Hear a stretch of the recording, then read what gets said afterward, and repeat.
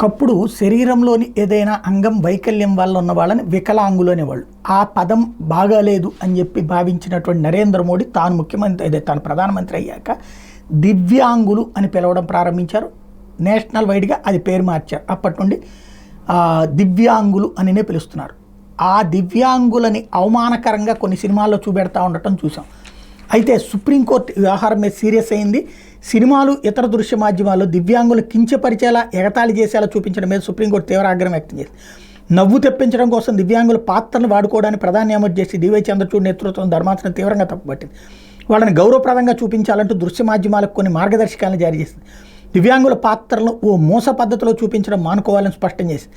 దీనివల్ల సమాజంలో వారిపై వివక్ష అసమానతలు మరింత పెరుగుతున్నాయని ఆందోళన వ్యక్తం చేసింది. పాత్రలను సృష్టించే సమయంలో రూపకర్తలు జాగ్రత్తలు తీసుకోవాలని, దివ్యాంగులపై వినియోగించే భాష విషయంలో అప్రమత్తంగా ఉండాలని, వికలాంగుడు, మందబుద్ధి లాంటి పదాలు వాడకూడదని పేర్కొంది. వారి వైద్య పరిస్థితిని వాస్తవాలకు దగ్గరగా చూపించాలని, వక్రీకరించకూడదని మార్గదర్శకాల్లో ధర్మాసనం స్పష్టం చేసింది. వాస్తవాలను చిత్రీకరించడానికి దృశ్య మాధ్యమాలు కృషి చేయాలని తెలిపింది.